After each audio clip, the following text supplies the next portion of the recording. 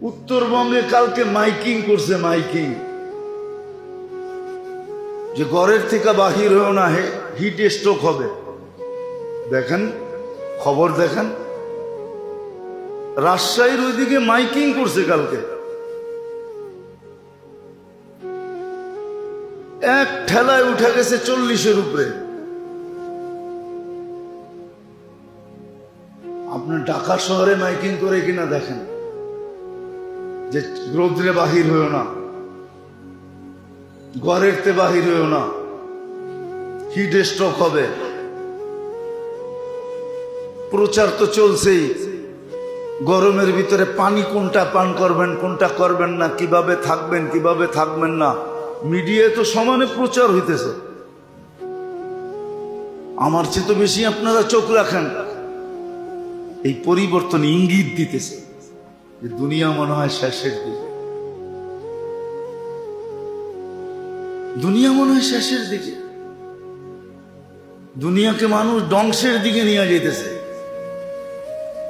রাগ হবেন না, যারা আমরা দিনদার মনে করি, রব্বে কাবার কসম, যদি ওই মিটার দিয়া মাপা হয় যেটা দিয়া দিন মাপে দিন, ওই মিটার দিয়া মাপলে আপনি আর আমিও দিনদার বাহির হব না। দুনিয়ার বয়স আমরা কমাইতেছি, দুনিয়ার বিপর্যয় আমরা টাইনা আনতেছি, দুনিয়ার বিপর্যয় আমরা টাইনা আনতেছি। কথাটা বললে অন্যরকম হয়ে যাবে। দুবাইওয়ালারা কৃত্রিম বৃষ্টি নামায়া দুনিয়ারে তাক লাগায়া দিছে। আল্লাহ কয় বৃষ্টির দরকার, দেই বৃষ্টি, সয়বার কি সইতেছে না বৃষ্টি? কি না সইতেছে না? সইতেছে। এখনো তো এয়ারপোর্ট বন্ধ। আল্লাহ বলে দিলাম বৃষ্টি, দেখি তোর তো কৃত্রিম বৃষ্টির শখ, তাহলে কৃত্রিম দরকার কি, আমি দিয়া দিই, সোয়া দেখ। বেশি তো দেয় নাই, 3 দিনই দিছেন, ঠিক না? 3 সপ্তাহ দিলে কি করতেন?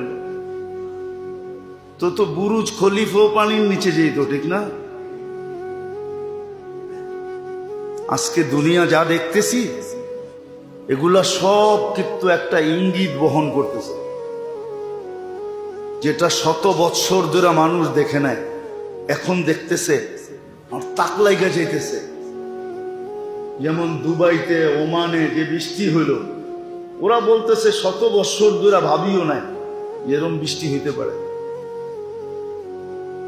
এগুলা সব বহন করতেছে যে দুনিয়া শেষ হওয়ার কাছে চলে আসছে, ভুটানের সময় চলে আসছে, কিয়ামত কাছে চলে আসতেছে। এগুলোই বহন করে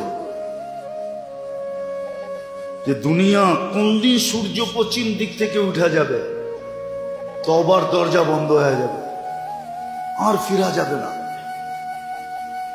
এগুলা সব মানুষ বলে না জলবায়ু পরিবর্তন, আসলে জলবায়ু পরিবর্তন না, দুনিয়া শেষের ইঙ্গিত। এটা